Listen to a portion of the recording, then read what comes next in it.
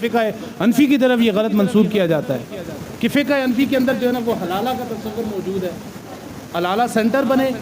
پاک صلی اللہ علیہ وسلم نے ارشاد فرمایا لعن اللہ المحلل والمحلل، میں لعنت و حلالہ کرنے والے پہ اور حلالہ کرانے والے پہ۔ کریم سورہ بقرہ کے اندر حتی تنکح زوجا غیرہ کے الفاظ ہیں، فرمایا کہ جب تم ایک بیوی اپنی بیوی کو طلاقیں دے دو تو طلاقیں دینے کے بعد اب وہ تمہارے لیے حلال نہیں ہے حتی تنکح زوجا غیرہ، یہاں تک کہ وہ کسی دوسرے سے نکاح نہ کرے۔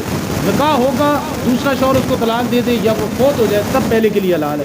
ہم نے غلط طریقہ بنیادی طور پہ کیا نکالا، حلالہ سینٹر بنے اور وہاں پہ شرط لگائی گئی، یعنی پہلے اگر شوہر نے طلاق دی تو اس کے بعد طلاق دینے کے بعد وہ وہاں پہ گیا اور کسی دوسرے مرد کے ساتھ اس کا نکاح کیا، ساتھ میں شرط لگائی کہ یہ آپ 10 دنوں کے بعد میری، تو اب 10 دنوں کے بعد آپ اس کو نکاح کے اندر 10 دنوں کے لیے رکھیں اور 10 دنوں کے بعد آپ نے اس کو طلاق دے دینی ہے۔ وہ طلاق دے گا دوبارہ یہ پہلے کے لیے حلال ہو جائے گی، ایسے یہ بیوی حلال آپ کے لیے نہیں ہوگی۔ رسول پاک صلی اللہ علیہ وسلم نے ارشاد فرمایا لعن اللہ المحلل والمحلل، میں لعنت و حلالہ کرنے والے پہ اور حلالہ کرانے والے پہ۔ لعنت ہو کس کے اوپر؟ حلالہ کرانے والے پہ اور حلالہ کرنے والے۔ حلالہ کرنے والا اور کرانے والا کون؟ فرمایا جو بندہ یہ شرط لگا کے اپنا، یعنی بیوی کو اس نے طلاقیں دی اور اس کے بعد وہ کیا کرتا ہے، وہ شرط لگاتا ہے 10 دنوں کی شرط، 10 دنوں کے بعد طلاق دے دینا، 15 دنوں کے بعد طلاق دے دینا۔ اور حلالہ کرنے والا کون ہے؟ وہ جو نکاح کر رہا ہے اس شرط کے اوپر کہ بھئی میں 10 دنوں کے بعد طلاق دے دوں گا۔ اللہ کے رسول نے ان دونوں کے اوپر لعنت فرمائی ہے۔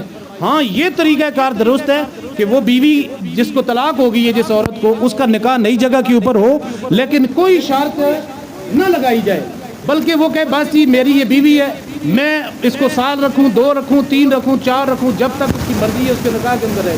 جب اس کی مرضی آئے اس کو طلاق دے تب یہ پہلے کے لیے حلال ہے، یا وہ فوت ہو جائے تب اس کے لیے پہلے کے لیے حلال ہے۔ یہ طریقہ کار درست ہے، لیکن یہ شرطیں لگا کے عورتوں کی عزتوں کی دھجیاں اڑانا یہ کسی معاشرے کے اندر کسی جگہ کے اوپر جائز نہیں ہے۔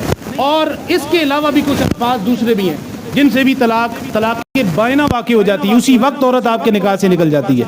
ان سے بھی یعنی اس طرح کے الفاظ کہ جا تو میری طرف سے فارغ ہے، جا تو میری طرف سے آزاد ہے، یا اگر وہ اس کو اپنی ماں یا بہن کے ساتھ تشبیہ دے دیتا ہے تو اس سے بھی جو ہے نا وہ اگرچہ نکاح تو ختم نہیں ہوتا لیکن کفارہ ادا کیے بغیر شوہر اور بیوی کا ایک دوسرے کے ساتھ وابستہ ہونا، ایک دوسرے کے قریب جانا جائز نہیں ہے۔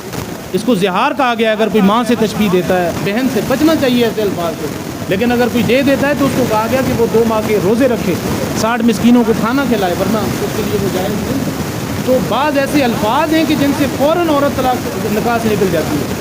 یعنی اگر شوہر یہ کہتا ہے کہ جا تو میری طرف سے آزاد ہے، تو کہا نے لکھا ہے اگر اس کے ذہن کے اندر طلاق کا تصور موجود تھا اور اس بنیاد کے اوپر، اس نیت اور اس ارادے سے اس نے طلاق کا لفظ نہیں کہا لیکن یہ الفاظ کہے تو یہ بھی بائنا، یہ کنایے کے الفاظ ہیں، اس سے بھی طلاق بائنا واقع ہو جائے گی۔ میری طرف سے تو فارغ ہے، جا نکل جا، جا دفع ہو جا، پوری ایک لسٹ فقہا نے لکھی ہے۔ ہمارے معاشرے نے یہ اگر یہ ساری چیزیں ہم بیان کرنا شروع ہو گئے تو بعد میں پھر لوگ کہیں گے صاحب اسے نکاح سے رک لیجیے۔ تو بچیں ان چیزوں سے، خدا رہا میں آپ کے سامنے ہاتھ جوڑتا ہوں، اس لیے کہ ہمارے سامنے جب 3 طلاقوں کا تصور کیس آتا ہے تو پھر کوئی حل نہیں رہتا، کوئی چیز باقی نہیں بچتی۔ تو اگر آپ نے یہ معاملہ کرنا ہی ہے، کبھی اس موقع کے اوپر آ ہی جائیں، اللہ تعالیٰ نہ کرے لیکن یہ معاملہ آ جائے، تو یہ والا سہارا جو ہمیں حدیث نے بتایا کہ طور کے اندر، پاکی کے اندر 1 طلاق دے، بس 1 طلاق دے، 3 مہینے کے بعد وہ جدا ہو۔ 3 مہینے کے بعد اگر آپ کو خیال آتا ہے نہیں کہ بچے چھوٹے چھوٹے، ہمارا گھر تباہ ہو رہا ہے، یہ ہو رہا ہے، وہ ہو رہا ہے، آپ صرف اور صرف ایجاب و قبول کریں، آپ کا دوبارہ سے وہ رشتہ بحال ہو جائے گا۔ اللہ تعالی ہم سب کو یہ بنیادی مسائل سمجھنے کی توفیق عطا فرمائے۔